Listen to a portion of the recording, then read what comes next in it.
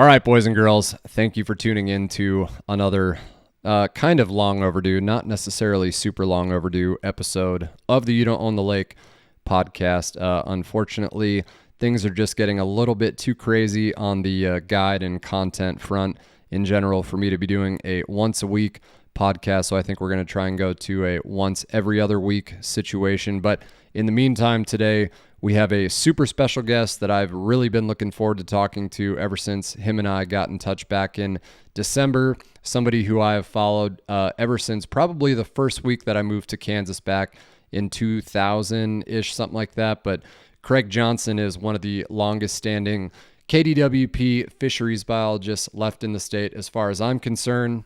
Probably the only one that I respect the most that I've ever been in touch with, short of Richard Sanders.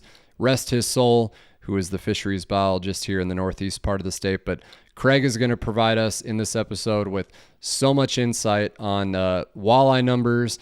We're going to talk about wipers. We're going to talk about the walleye spawn here in Kansas, just answering a lot of questions that I have personally had myself, as well as a lot of you guys, the audience, clients that I've had in my boat, questions that I've really only been able to speculate on based on hearsay. So this will not be the first time that we talk to Craig, because we're going to keep in touch a lot more, especially as it pertains to walleyes throughout the year. And we're going to go over my numbers versus his numbers, and just a really, really good talk and insight into our Kansas reservoirs and the stocking and all the effort that those guys put in. So I hope you guys enjoy this conversation as much as I did, and I wish it could have lasted a lot longer, but we caught Craig at work today, so I tried to not take up too much of his time. So I will end this intro now and get right into the conversation. I hope you guys enjoy it, and we'll see you at the end of the episode. Cool, man. All right, well, we're happy to have you on the podcast, Craig. This has obviously been a long time coming between the two of us, and I know we had talked several months ago, kind of in that December time period, about several different things, and that's, I guess, kind of what we're going to go about now. But I'll just briefly introduce Craig Johnson here. Just a Kansas legend as it pertains to fisheries biology. Been around as long as I can remember, ever since I moved to the state from Wisconsin. But I'm not going to get too carried away with intros, so we're going to let you just kind of give your whole entire background, because like I said, you've been around a long time and done so much for the state on the fisheries side of things. So I want to let you kind of tell your story to kick off the conversation. So take it away, buddy. Thank you, Brian. Nice to be on here.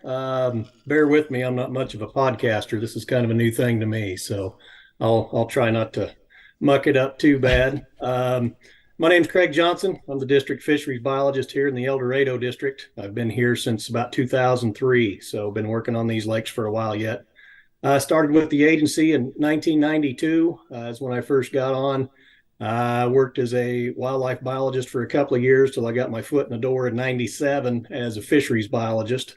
Worked in the Kansas City district. I had Hillsdale Reservoir from 97 till 2003. Got to work on those lakes up there. A lot of urban lakes, high pressure lakes. Hillsdale was a good lake, still is. High pressure lake. Learned a lot there. And then in 2003, I had the opportunity to come down to the El Dorado district and have a 5-county district down here that I've worked on since '03, and love every minute of it. So do you still get any time to maybe do some fishing yet, or no?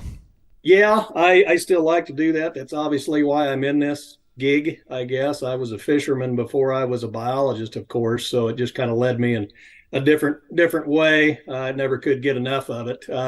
Fishing lately, life happens, things like that. I've got two daughters that aren't as young as they used to be.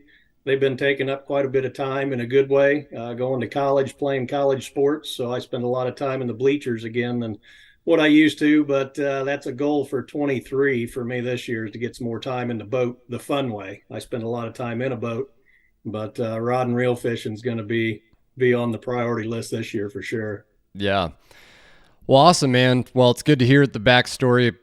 Like I said before, you've been around a long time. I mean, I remember seeing videos on your YouTube channel from, probably way back then. Early 2000s of just random GoPro stuff, but just to see some of those fish from some of those videos on the channel. Back when I first started fishing in Kansas, I had no idea that like walleyes, for example, even existed like that in the state. So that was always really fun to see. But I guess we're gonna try, and unfortunately, fortunately, that's kind of the good thing about podcasts is we can just kind of jump back and forth and not digress too much on certain topics. But one thing that you wanted to talk about in specific was the April walleye findings from your study this year out that way in South Central Kansas. And obviously I'm going to have a bunch of questions, and I've talked to a lot of my clients in the boat ever since we talked about doing this podcast, and just various things that they're really anxious to hear from you.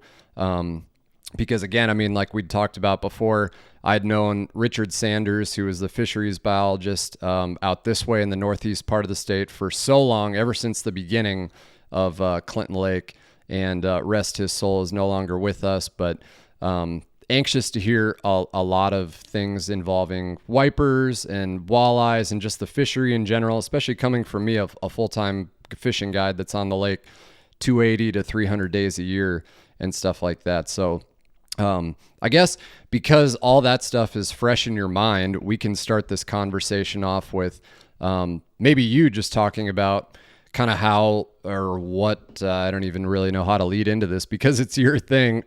Everything that you want to talk about as it pertains to walleyes during the spawn here in Kansas. So I'll let you run some numbers by us. Yeah, there's a lot of stuff there. I'm kind of, you're going to have to remind me some of that stuff. We'll start off with the walleye stuff. I have a really bad habit of doing that. I just go.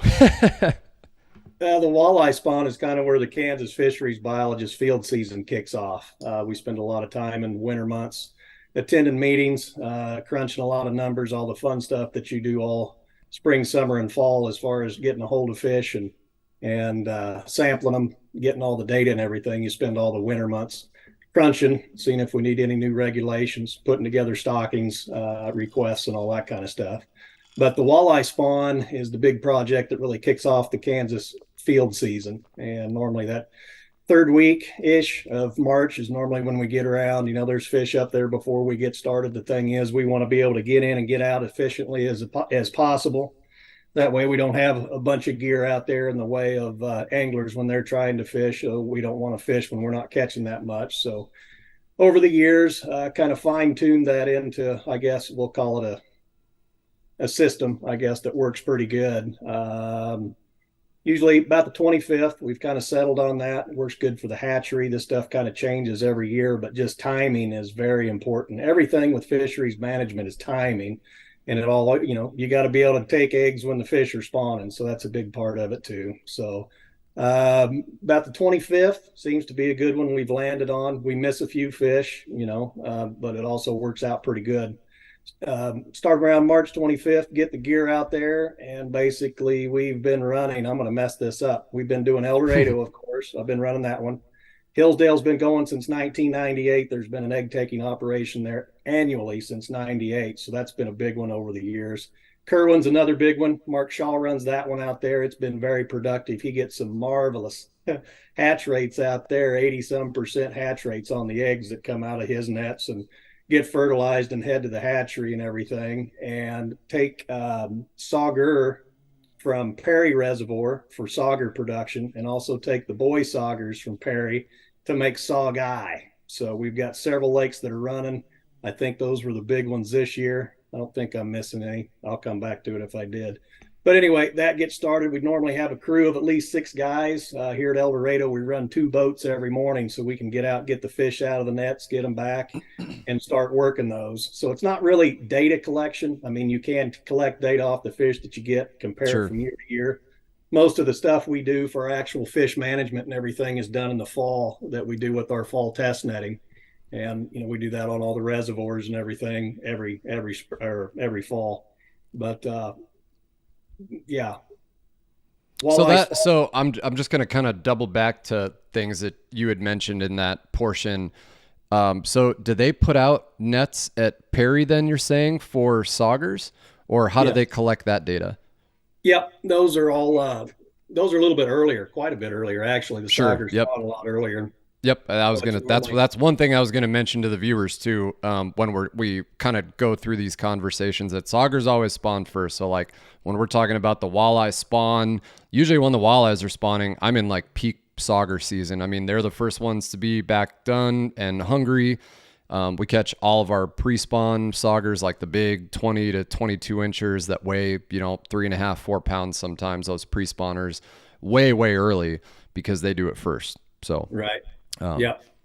Yeah, Nick Kramer's a fish biologist up there at Perry, and he's okay. he's a good 2 weeks ahead of everybody else. So he Mm-hmm. runs out, and it's a little bit shorter deal. They are able to take the whole fish on those instead of just taking the eggs like we do on the walleye lakes, and those fish get a free trip to the Milford hatchery, and they hold on to those since it's a timing thing. Since you have to have the walleye a couple of weeks later, right? Female Yep. walleye in order Mm-hmm. to fertilize with sauger sperm that's a couple of weeks ahead of time. Again, timing. So those fish get held in tanks, and it's all able to be controlled as far as water temperature and everything else, and can work with them that way. So yeah, he's a couple weeks earlier there.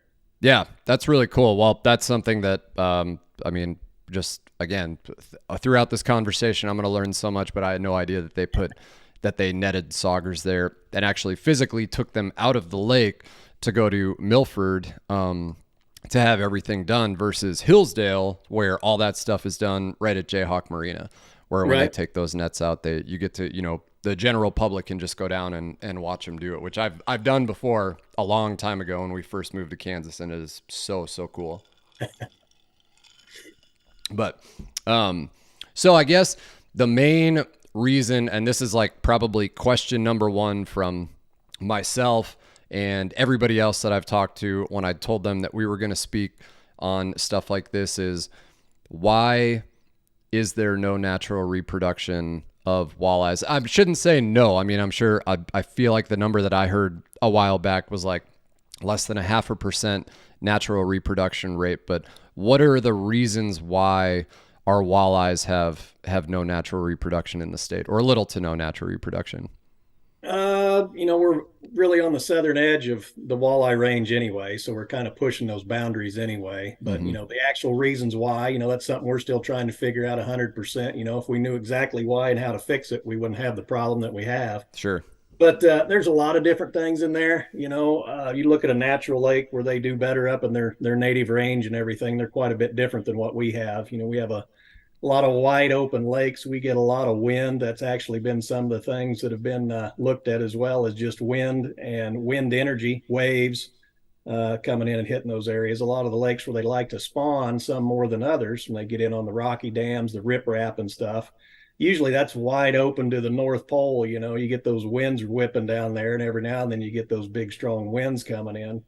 So when they hatch, fry aren't real strong swimmers or anything. So that's been something that's been looked at. We try to make up for that when we stock fish back into the lakes, and obviously don't take all your fry that you get or your fingerlings and go put them on the face of the dam to where there's nothing to protect those fish. Right. We're usually looking up reservoir. You try to look at temperatures, you try to look at plankton blooms and different things like that to get it around. But some of it might be habitat. Some of our lakes don't have as much rock, don't have as much hard substrate. Cheney's a big one down here. For years, when I first got down here back in early 2000s, we used to collect eggs over at Cheney. It's had some problems in the past, but most of that is either clay or sand or mud over Yeah. that way. So those fish come in hard to the man-made structures, which is pretty much a slick dam Yep. over there, but it's the only hard substrate that they've got. Mm-hmm. So as far as why we don't have that, there's a couple of lakes that we do have some natural recruitment in. One of them's Wilson. Wilson's got a lot of rock in it, so you kind of Yep. throw that one out there. It's kind of wide open too. Maybe Big fish too. protected, Big fish out there. protected areas and things like that. Cedar Bluff is the other one that we have that has been naturally recruiting for a long time. Dave Salisbury, the fish biologist out there, tracks that population very, very closely. He's got some awesome data with that and what's going on out there, and it's not stocked hardly at all. I think since he's been there, he may have stocked once or twice and didn't really see any big gains from doing that either. Wow. So it's one of those deals. If it's not doing any good, why do it when other lakes are in need Sure. of those fish? And the other one that we got that has been successful for a lot of years is Marion Reservoir. Okay. It's kind of a wide open lake, but still it's got some shallow areas. It's got some rocky areas, some reefy type areas and stuff. But if you look at them and try to do the apples, oranges or whatever to say, why is this lake capable of it and this one isn't? It's kind of hard to do. But we do have some that are capable of that, and we do have some other ones that are, put on good year classes if they're stocked on a regular basis. But Mm-hmm. that's $1 million question: why and how much and everything else. So some Yeah. years things work, other years things don't work. So lots Yep. of variability too that makes it tough. Yep. Yeah, and that I totally understand that. I mean, that's what I usually always tell people too. I mean, like where I'm from in Wisconsin, the natural glacial lakes versus the man-made reservoirs down here. I mean, you've up there endless weed beds or just places for those fish to go or those fry to go. Up here, I mean, there's really not a whole lot as it pertains to the reservoirs and stuff. So, I mean, that's kind of what I chalk it up to, and it's tough for those fish to make it. But we're thankful to have those stocking efforts available. And obviously, where I fish, there we don't really see a shortage of walleye, saugers, and now, like you had told me back in December, saugeyes as well. Mhm. So we're really blessed to have this whole program and all of you guys taking care of it. So that's all really interesting stuff. So I guess the next question would be how does KDWP decide where they're going to take those fish from? Because the main lake here where I got on, I've never seen any nets versus Hillsdale. I mean, there's giants in there, and everybody pretty much knows that. And again, like you said, high pressure, high traffic area, but it still has those fish. So how do you guys decide on a year-to-year basis? Do you just go off of your previous data to say it's going to be the same every year, or like maybe you're going to go to Melbourne and do it this year, or Clinton, or Pomona, or stuff like that? So how does that all kind of come to fruition in the end? A lot of the lakes that you've mentioned have at one time been egg collection sites over the Sure, years. Melbourne used sure. to be one, back in the early 90s, used to do Melbourne. Like I said, Cheney had been one before we started again, I think 7 years ago, whatever year that would be. This was the seventh year that we've taken them here on this run at El Dorado back in the late 80s, probably early 90s, somewhere in there. I don't know exactly when it was, as before Mm. my time here, but this lake used to be that way. Used to take them up at Milford for a while Oh too. yeah. Things kind of changed there, but usually there's just that cycle. Yep. It's either good and worth going to, or things kind of tail off, or things change, and that's usually what happens. But um, we look for an easy lake to go to. That's kind of sounds bad to say, but historically, Hillsdale, you could go there and run. We used to run just 8 trap nets on the face of the dam. I think they're up to maybe 10 now, and may try a few other places to get a few extra fish and everything in there. But that's not a whole lot to do in a morning to go out and pull in 8 traps. Yeah. Sometimes they have 350 males and 10 or 20 great big females in them or something. So it's a lot of fish, but Mm-hmm. it's easy to do. It's easy to run traps on that dam up there just because of the slope, the angle Sure. of it. Other dams we have, like Marion Reservoir, for instance, is difficult to take eggs at. There's fish everywhere. That sounds good unless you're trying to catch them in a concentrated area. But every Mm-hmm. point you set a trap, there'd be fish. There's fish on the dam, but the dam's very steep. It's got great big riprap on it and Yep. everything. So that's hard to get in. Trap Yep. nets, you like to have a good long pole on it, pretty shallow slope. That way you get a lot of that net working for you. So a lot of it's just, some of it's how the lake's built and everything, what makes it easier. Okay. Some of it's location, where's the rest of the crew members? We Yep. got people who have to travel. You got one guy that's at the lake, and then you have to have 4 or 5 other people coming from, however far away the next district over. Sure. So some of that plays into it, but a lot of it is how many fish are there and how quickly can we get in and take, meet our goals. So Mm-hmm. we're really looking at the lakes usually that have some of the better walleye populations, or sauger populations, I guess, too. Yep. So Interesting. So then from there, how does that data? So you get this data from those lakes that you're netting fish at, and you can see the quality of fish or how many and so on and so forth. So on the lakes that you're not doing that at, how does that dictate when or how often or how many fish you're going to stock in any one particular lake, if that makes sense? Like, if you're not netting at Clinton for 10 years, or 5 years or 3 years, how does that determine, okay, maybe we got to put 1 million in, or, just vice versa? Right. The egg taking operations where we're collecting eggs from these lakes is totally different from the rest of the data that we use to set regulations, to set stocking requests and everything else. So that's a little bit different stuff. So Okay. even if we're not collecting eggs at those lakes, they're still getting sampled for walleye on a regular basis. So Okay. that fall test netting, when we go out and run our gill nets or whatever we want to do to get those, a little bit out of trap nets, I guess, too. And then you also, there's the science part of it, and then everybody's got their feel for it. Right. Sometimes you got to look at the weather patterns, you got to look at the conditions and everything else. You talk to your anglers, how's catch been and everything. So there's a whole lot of different things that come into that. But usually it's on another good indicator that we use if you're talking about when does a lake need stocked. You can look at your fall test netting stuff to see your overall density. You look at a lot of trends. Usually it's not just 1 year. You can have a bad day of fishing. It doesn't mean the whole week shot, but you can have one day. It doesn't mean the whole population has crashed or anything like that. So there's a lot of trend data works with that. Some of the other stuff, you look at stocking success.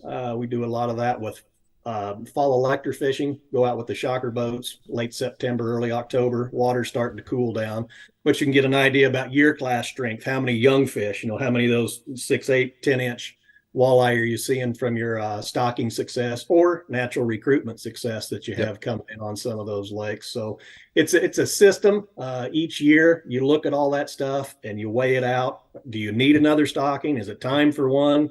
Or adult numbers starting to peter out a little bit, or there not any small fish in the system. So you use a lot of that, and you use a lot of different information, a lot of different data and everything that you look at to see, which way you need to go with that population. Okay.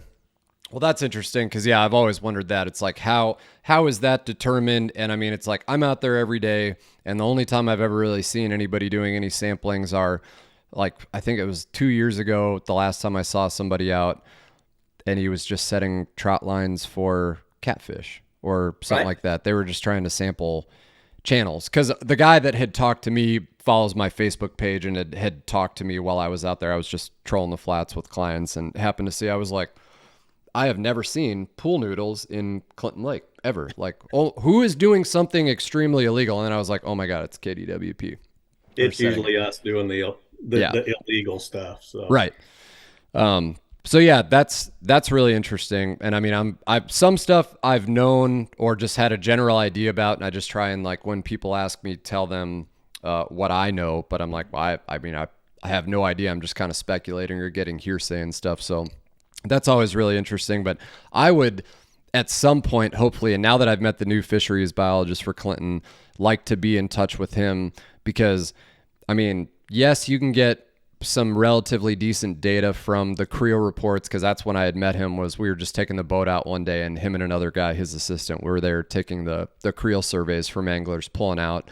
And it's just like, you hear a lot of guys, well, the fishing here sucks, but so-and-so catches them every day. And it's like, well, yeah, I feel like me versus the fisheries biologist maybe has a better idea of what's going on versus the fall, like, well, that was also interesting to hear, is that's when you do the fall samplings, or not during the spawn, is those samplings in the fall and stuff. But it's like, I do it every day, and I feel like I have a pretty good finger on the pulse of what's going on with the lake. And obviously we do practice some selective harvests and stuff, so we're not harvesting fish every single day, because as a full-time fishing guide, that's the issue that a lot of people have that don't like fishing guides, is the constant harvest and stuff. But the flip side of it, and this is what I've always been told in my time living in Kansas and me releasing big fish and choosing to release big fish, is that Kansas are put and take fisheries. And that's just like something that I've never really been able to too much get on board with. I guess it just depends on the species of fish.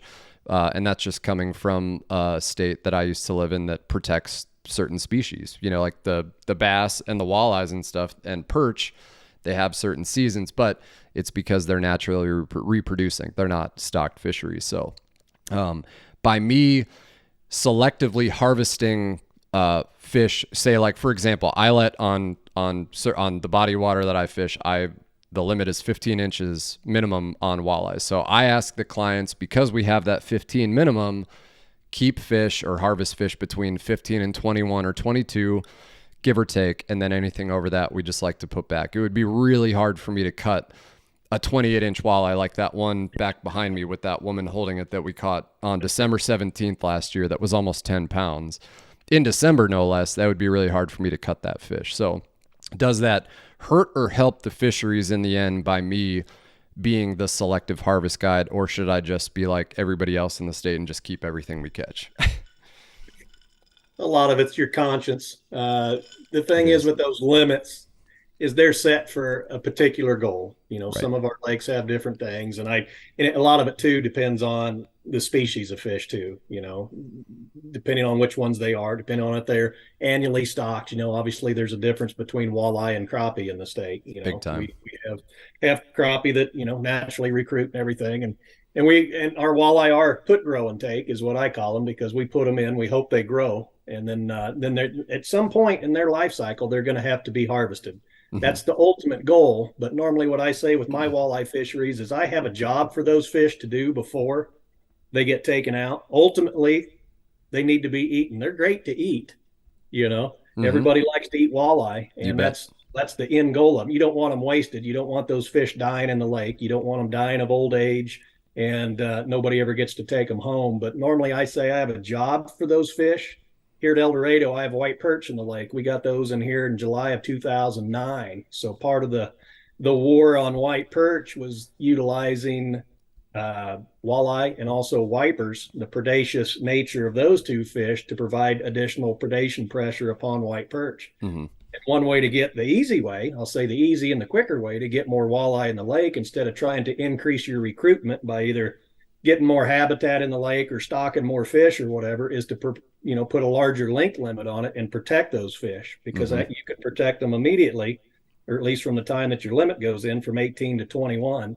And that's what we needed, was bigger fish capable of eating bigger white perch and also increasing the density of those. Gotcha. So that's why we went to a 21-inch length limit here at El Dorado, and that was on the heels of what happened over at Cheney.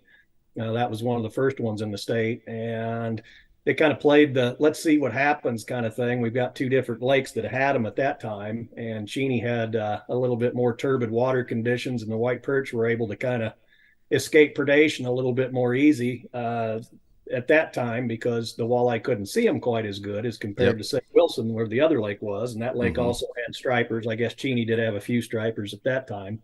But the big thing is you need to have more fish in there to do that. Other lakes, I've been doing something. This is the fourth year of a pilot study I've had going at up at Marion Reservoir. And part of the job, I'll say, what I want those walleye to do before somebody takes them home, is I want those fish to spawn. Mm-hmm. Originally in Kansas, that's why we went from a 15-inch length limit to an 18, was to increase, hopefully those walleye would have a chance to spawn at least once before they went home with the anglers.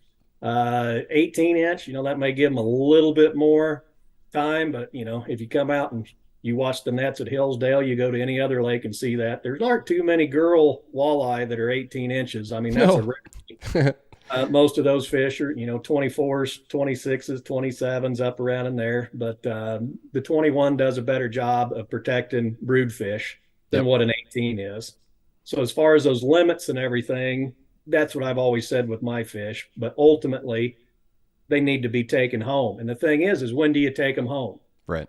Well, a guy, not picking on you because you're a guide, but a guy that's out there 300 days a year, you already know, you see a lot of those, and you could take those home, but it's, you can catch a fish multiple times and turn it back, but you can only eat it once. Right.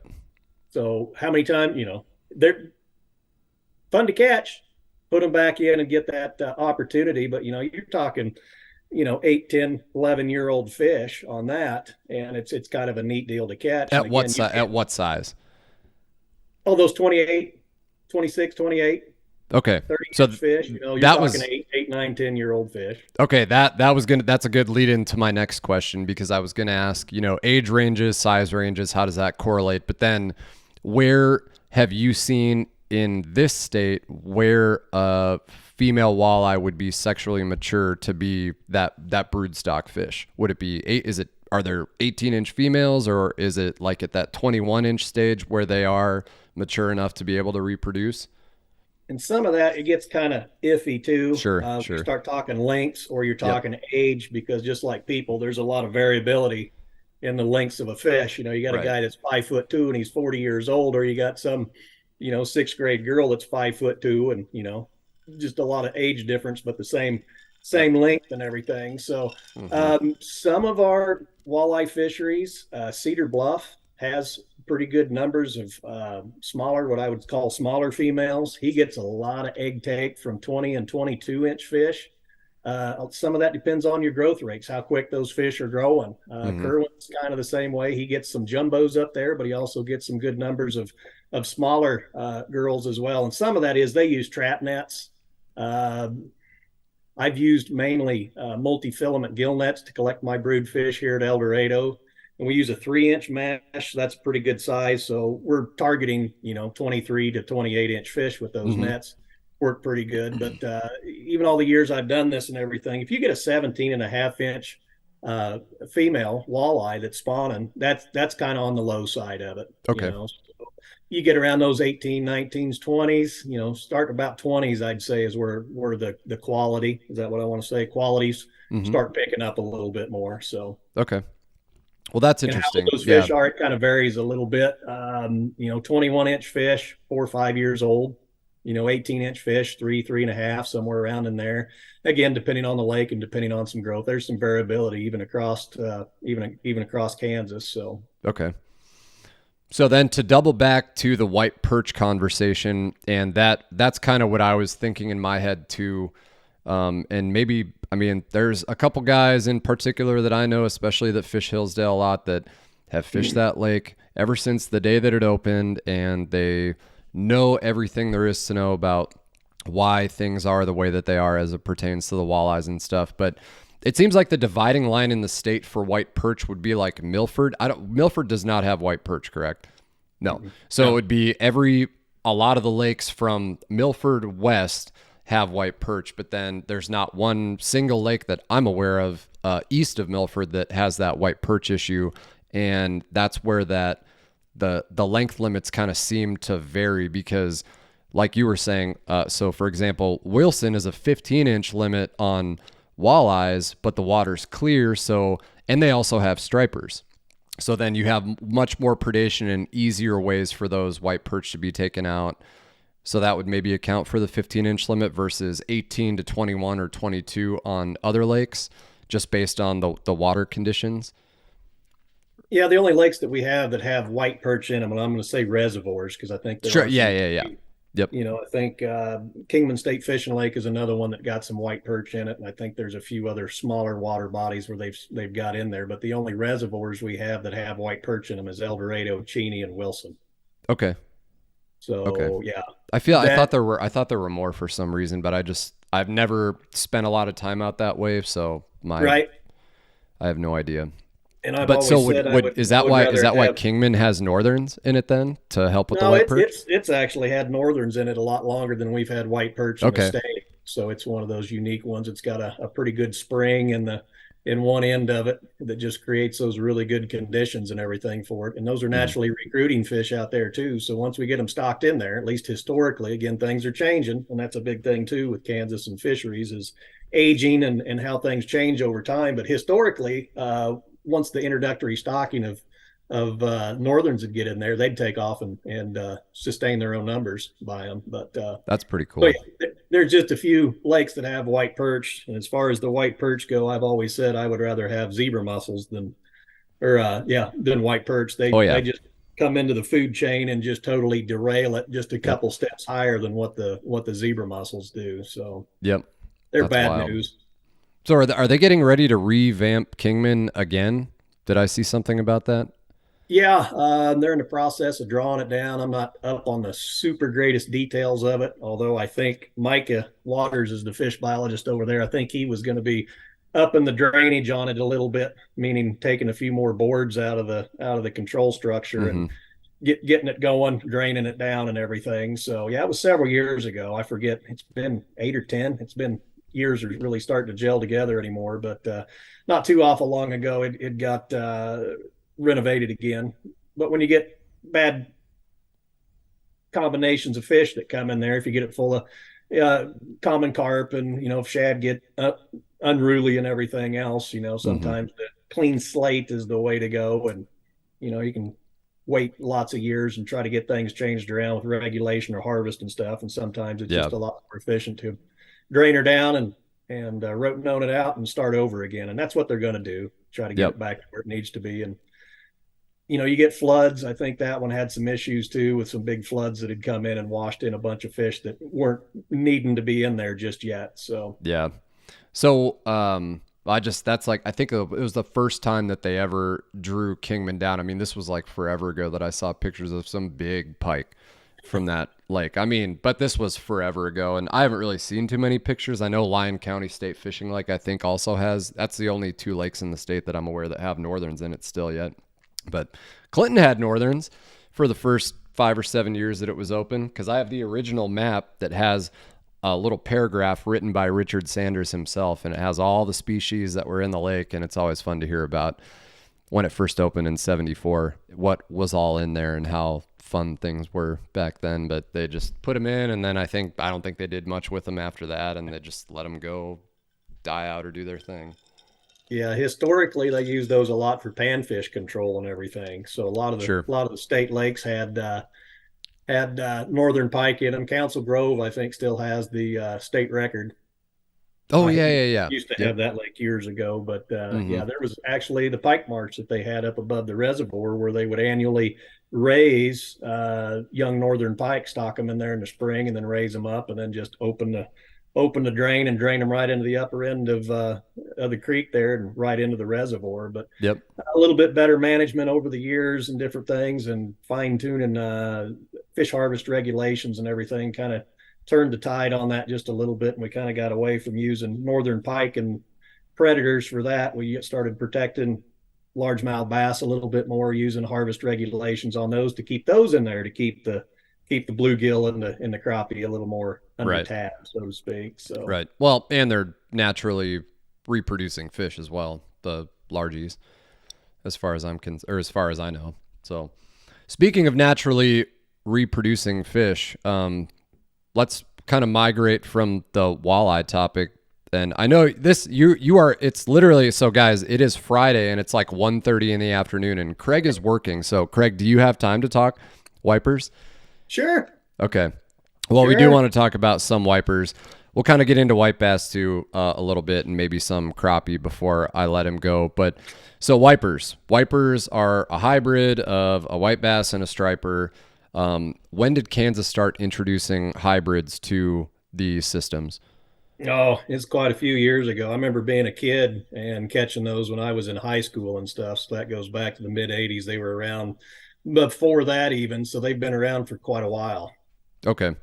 Well, and that, I guess, like, that was one fish that, I mean, there are very select few bodies of water up in Wisconsin and even, I think, northern Illinois, that I have friends that have, like, caught them through the ice and stuff, but they're all privately managed fisheries. They're not naturally or natural lakes or anything like that. But that was a really fun fish for me to be introduced to in the state of Kansas, just because of how fun they are to catch, and they're you know, basically everywhere and stuff. But my thing is like, I love to know about just why wipers came to be and why stripers can't be what they want to be in every lake, so to speak. And I mean, I know that I've read some stuff about it and heard some stuff, but where do the wipers factor into the systems? It's obviously just bait control, correct? And just something for anglers to have fun with.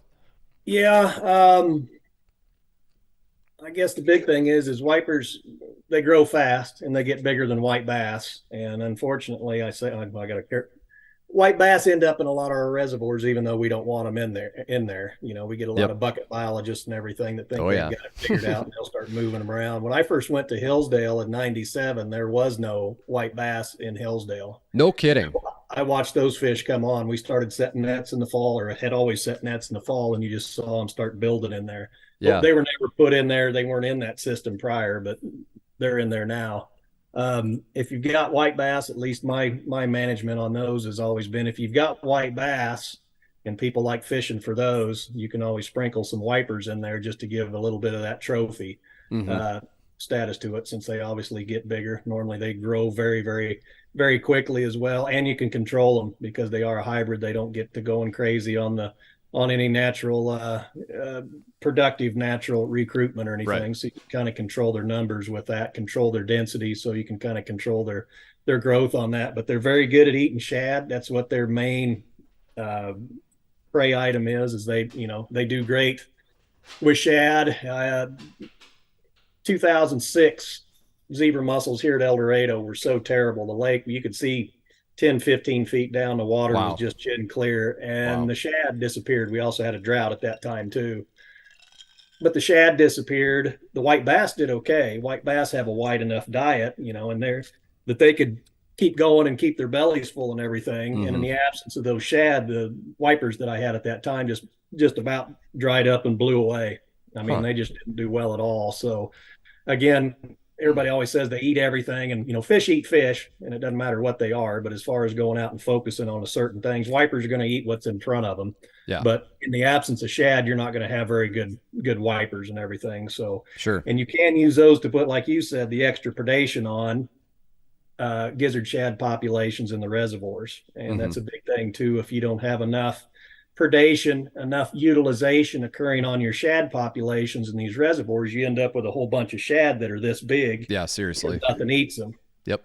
And once they get a whole bunch of them that are really, really big, their annual spawns, their productivity goes down, because if there's a whole bunch of great big fish, they're not pumping out a whole bunch of little fish. And it's these little bitty shad, that's what fuels the sport fisheries and everything. So we use wipers to eat more shad, to keep shad from getting super big and super numerous, to keep the productivity of the shad up. So that's a good way to use wipers in these reservoirs, is just eat more shad. Okay. Well, that's a great point. Because I kind of go, then I think back to walleyes. So if there was an absence of shad, would it affect the walleyes? Because this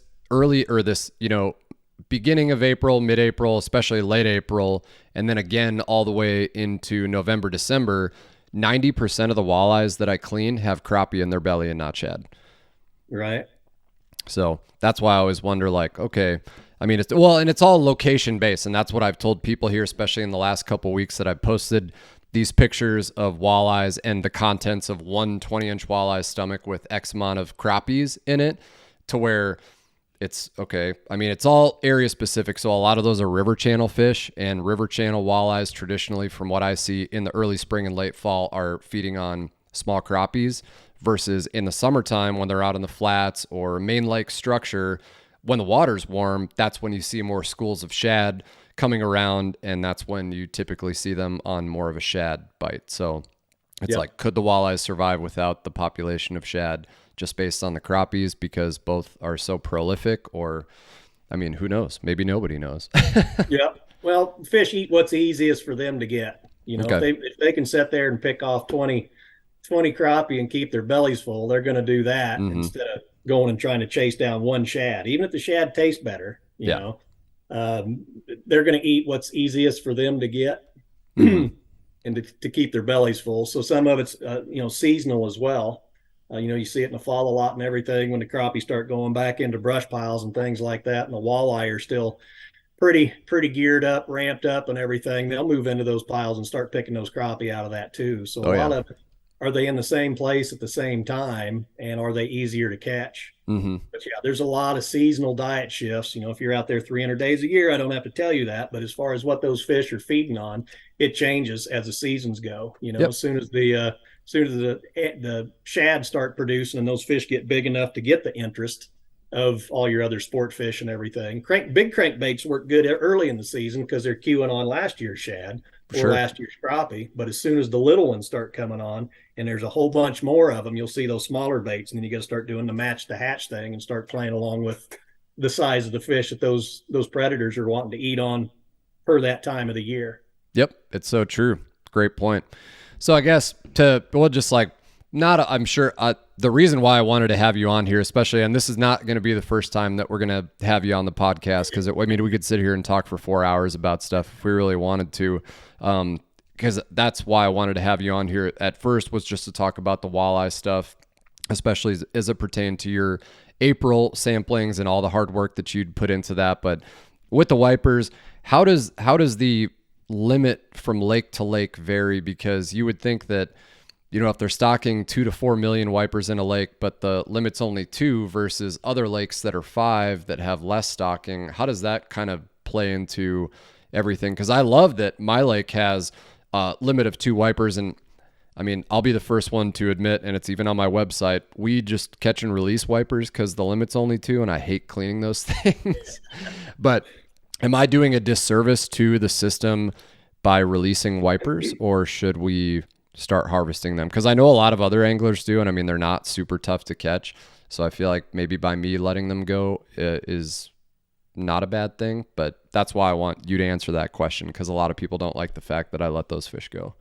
Right. Well, you can catch a wiper more than once. Yeah, they're very dumb. The thing is, if you're catching too many, and the biologist that's looking at that is seeing that they need to stock more, they can stock more, or they can change the limit. I know it'd be a little tougher to go less than 2 a day or whatever, but those adjustments are made over time. So again, they're made to be harvested at some point. But if you put it back at 20 inches and you catch it again at 21 inches, and then you catch it again at 22 inches, that's just more use of that fish coming out of there. So exactly. I can't really tell you have to take them, but because every walleye elitist in the state thinks that the wipers are eating all the walleye's food, and that their walleye fishery sucks because of the wipers. Cough, cough, Milford guys. I've heard that plenty of times, and I always say I was a fisherman before I was a biologist, so I get it. It depends on what you're fishing for and what's bothering you when you're out That's there. Right. All the wipers stretch my line and pull my poles off the front of the boat. I lost my favorite walleye rod, or they tie all my boards and stuff and knots and stuff like that. So most walleye guys seem to hate them, but what they don't understand is the benefits that they get from the, managing the prey, managing the forage, trying to say shad here. When you get the wipers working on those shad and everything, the walleye are going to benefit from that, just from those fish being there too. So, and the reason we've got different regulations on those, some of those lakes are pretty good at recruiting from stocking on the wipers, so they can support a 5 a day. Historically, the 2 a day came out, and I think that one, and again, that was kind of before my time, even before the mid 90s, early 90s, I think is probably late 80s even when they came out with that. But I think that 2 a day actually came from one of our commissioners, and they understood or learned what it took to make a wiper. And having, at that time, they used to go out and use natural brood stocks of stripers in the state. I think it was Glen Elder and some of those lakes. They'd go out and net those fish just like we do with the walleye, take them back to the hatchery, stage them. That's a whole different deal on that. But, I bet. To make them. So once they found out how much work went into making wipers, they said, well, it needs to be restrictive at 2 a day. So we rolled with a 2 a day statewide for a very, very long time. And more recently, we've had some lakes that you can go more than 2. Is 5 enough? Well, some of those you might be able to go a little bit more than that. Change things up. I think it's different now in the tailwaters. We removed that 2 a day restriction on wipers in the tailwaters, just like the link limits on persages.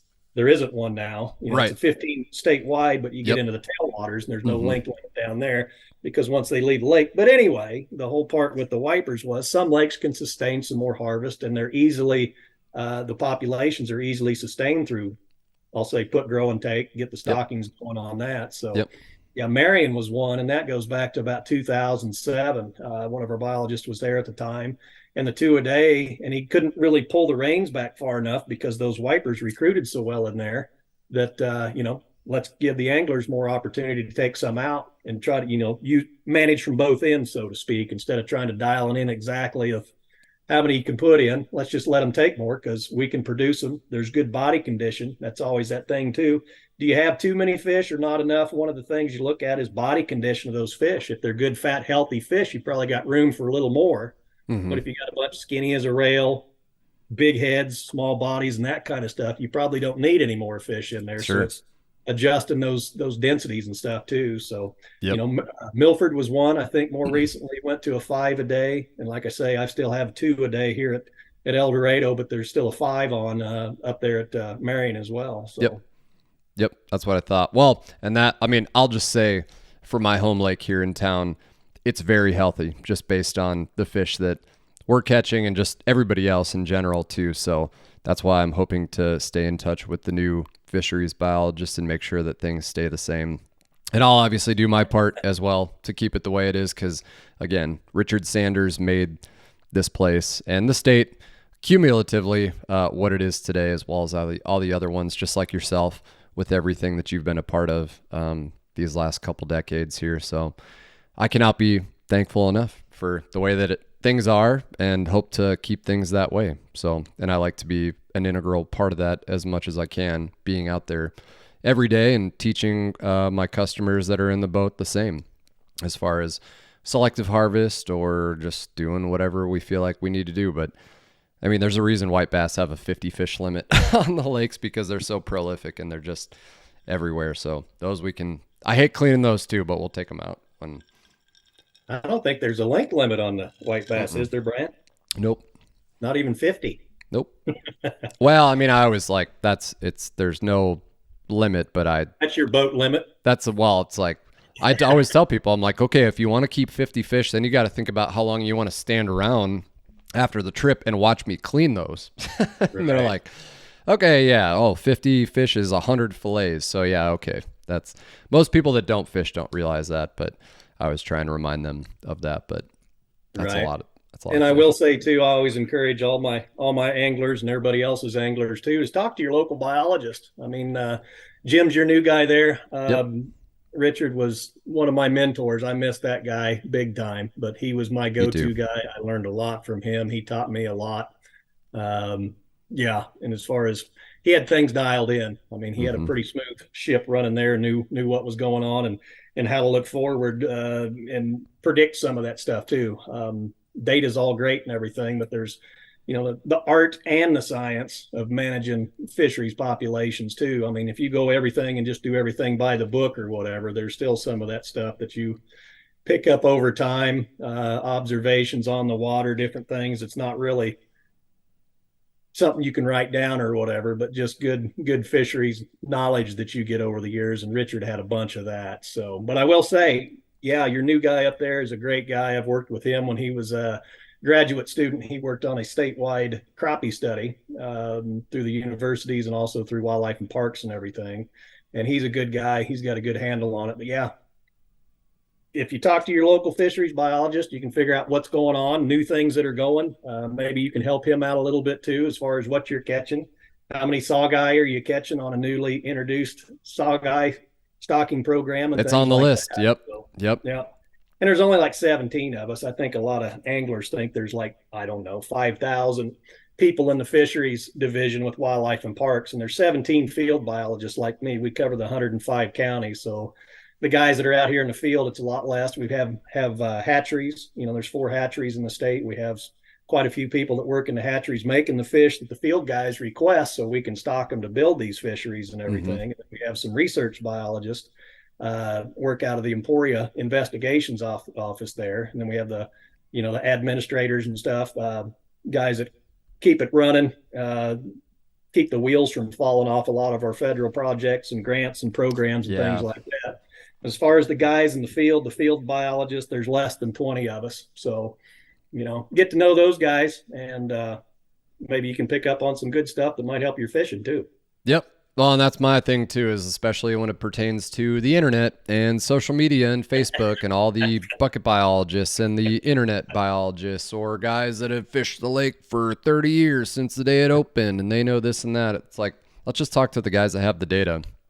I feel like I have a lot of data, but I'm just out there fishing. I don't keep these fish or sample and measure every single one or keep a journal like I probably should have. I mean, that would be very Richard Sanders things to do. I still, like I told you when we talked last time, have a scanned notebook 2 notebook sheets of paper with his handwritten numbers for wiper stockings. And I'll forever hold on to those. And I wish we had the time to screen share those just so you could see them. But it's, if you have questions about stuff like that, I'm speaking to everybody listening to this.